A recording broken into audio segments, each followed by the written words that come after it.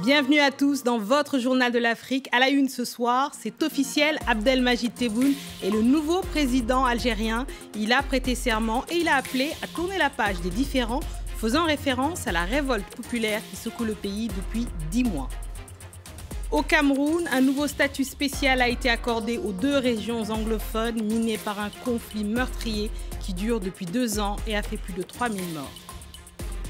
Dans ce journal, nous parlerons du trafic d'ivoire qui perdure et menace de disparition les éléphants en Afrique. Nous irons en Belgique, devenue plaque tournante du trafic de cet or blanc. Le nouveau président algérien, Abdelmajid Tebboune, est entré en fonction ce jeudi. Il a prêté serment lors d'une cérémonie officielle à Alger. Élu au premier tour le 12 décembre, M. Tebboune succède à Abdelaziz Bouteflika, dont il fut le Premier ministre. Ce dernier a été contraint à la démission en avril par un mouvement populaire inédit qui agite l'Algérie depuis 10 mois. Ethan Haji. L'hymne national algérien entonné par des centaines de dignitaires au Palais des Nations à Alger. C'est le jour J pour le nouveau président. La main droite sur le Coran, Abdelmajid Tebboune prête serment. Une cérémonie solennelle en présence de ses 4 adversaires lors de l'élection présidentielle et des hauts gradés de l'armée, dont le chef d'état-major Ahmed Gaïd Salah. Dans son discours d'investiture, Abdelmajid Tebboune promet une Algérie nouvelle et appelle le peuple à s'unir derrière lui. Peuple algérien, citoyennes, citoyens, fils et filles de combattants martyrs, aujourd'hui nous sommes tous égaux et nous œuvrons tous pour notre chère Algérie. Mais ce discours rassembleur aura-t-il l'effet escompté? Rien n'est moins sûr. Car dans la rue algérienne, la grogne sociale ne retombe pas. Des milliers de manifestants du Hirak poursuivent leur mobilisation. Élu le 12 décembre dernier, dès le premier tour, avec 58% des suffrages, Abdelmajid Tebboune est considéré par beaucoup comme un président illégitime. C'est, on va dire, le nouveau porte-parole de Gaïd Salah, c'est-à-dire une personne qui est là, civile, pour représenter cette dictature militaire. Il suffit de voir cette salle remplie avec un certain âge.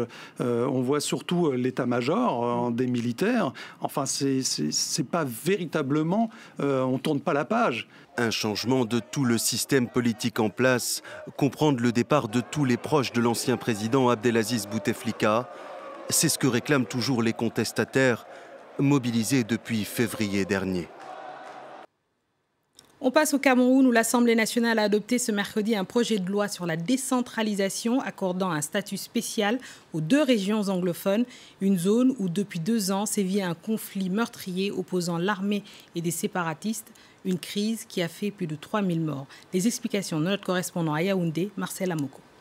Oui, les députés camerounais avaient 15 jours maximum durant cette session extraordinaire pour se prononcer sur ce projet de loi de plus de 500 pages et 120 articles. Ils n'auront eu besoin que de 5 jours pour livrer leur copie. Le projet de loi portant Code des collectivités locales décentralisées a donc été adopté ce mercredi avec une particularité, le statut spécial accordé aux régions anglophones du Nord-Ouest et du Sud-Ouest en crise depuis plus de 3 ans. Une recommandation du grand dialogue national qui s'est tenu il y a quelques mois ici à Yaoundé. Pour Emmanuel Biam, député RDPC, le parti au pouvoir et vice-président de la commission des lois constitutionnelles à l'Assemblée nationale, il s'agit d'une avancée extrêmement importante.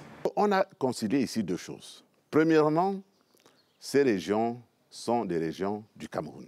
C'est-à-dire que l'État unitaire garde toute sa particularité. Il n'y a pas d'État nouveau, c'est l'État unitaire.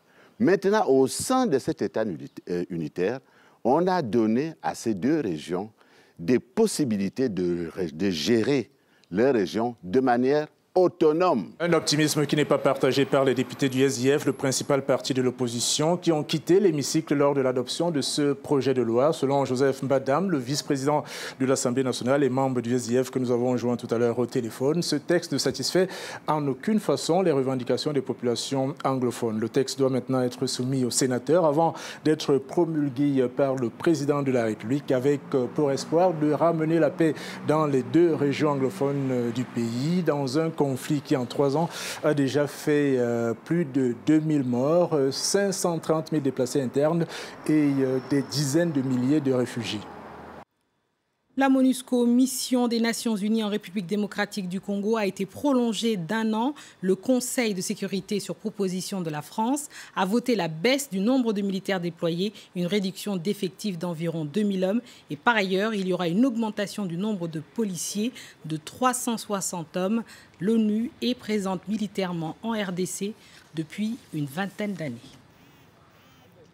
À présent, cet avertissement du président nigérien Mahamadou Issoufou adressé à la France et à l'Europe sur les conséquences d'une dégradation de la situation sécuritaire dans son pays. Une déclaration faite lors d'un entretien accordé à France 24 et RFI, enregistré peu après le sommet du G5 Sahel qui a eu lieu à Niamey en début de semaine. On l'écoute. Si la situation sécuritaire se dégrade, qu'est-ce qui va se passer? Il n'y aura pas de développement. Il n'y aura pas d'emploi pour tous ces jeunes. Cela va alimenter la migration. Cela va concerner la France, cela va concerner l'Europe. Et je pense que le président Macron voit clair, voit ça, ce qui va se passer dans 20 ans, dans 30 ans. C'est ça qui va se passer, si le terrorisme arrive à triompher. Oui, vous retrouverez l'intégralité de cet entretien à 23h15 sur France 24. On reste dans la région pour signaler le déploiement des premiers drones français armés dans le Sahel, un outil de plus dans l'arsenal pour traquer les djihadistes. Paris rejoint ainsi le club restreint des pays utilisant des drones, parmi lesquels les États-Unis, le Royaume-Uni et Israël. Et ils partiront tous depuis la base aérienne de Niamey. C'est une espèce en danger, menacée de disparition pour son ivoire. On parle de l'éléphant de 5 millions au début du XXe siècle. Il n'en resterait que 415 000 aujourd'hui. L'organisme de défense de l'environnement WWF lance un cri d'alerte pour sauver l'espèce. Notre équipe de France 24 a suivi le travail des douaniers de Belgique. Le pays serait devenu la plaque tournante du trafic de cet or blanc. Reportage d'Alix Le Bourdon. Opération spéciale au petit matin à l'aéroport de Bruxelles. À peine descendus d'avion, ces voyageurs doivent obligatoirement passer par la case des douanes. Ce matin, comme 2 fois par mois, tous les bagages de ces vols en provenance d'Afrique sont fouillés, sans exception. Vous venez d'où? Abidjan. Ici, en orange, des agents de l'APSCA, une organisation chargée de la sécurité alimentaire. Regarde. Tu as vu? C'est tout confisqué. Hein? Plus discret, en jaune, ces contrôleurs de CITES, la Convention sur le commerce international des espèces menacées d'extinction. Depuis quelques années, la douane belge cherche à accentuer ses contrôles sur l'ivoire. Cette fois-ci, malheureusement, ou plutôt heureusement, on n'en a pas trouvé. Mais le cas s'est présenté quelques jours plus tôt, lorsque les douaniers ont contrôlé ce drôle de bagages, de morceaux de bois, dans lesquels étaient dissimulées ces statues en ivoire pur. Même cachées, mes collègues les ont tout de suite repérées lorsqu'elles sont passées au scanner. S'ils passent au contrôle, difficile de dissimuler cet or blanc dont le commerce est interdit mondialement depuis 1989. Comme vous pouvez le voir dans l'image, on voit tout de suite qu'il y a quelque chose de caché. Et souvent, quand c'est vert, c'est que c'est de l'ivoire. Mais dans l'aéroport, c'est une autre équipe de douaniers qui réalise le plus gros des saisies depuis quelques années. Elle agit discrètement et en civil. Si on va chercher de l'ivoire en plus grosse quantité, ce seront plutôt dans les bagages qui restent en sous-sol et qui vont partir en général vers des vols en Asie. Là, on pourra trouver des cornes entières en fait. Des efforts reconnus par le WWF, mais l'ONG environnementale déplore encore des moyens insuffisants pour endiguer le commerce illégal d'ivoire et tenter de sauver l'espèce en danger. C'est aussi une espèce qu'on appelle une espèce parapluie, donc elle protège d'autres espèces. Les scientifiques ont vu en Afrique de l'Ouest que la disparition des éléphants de forêt avait un impact sur les espèces végétales. On ne compte plus aujourd'hui que 415 000 éléphants.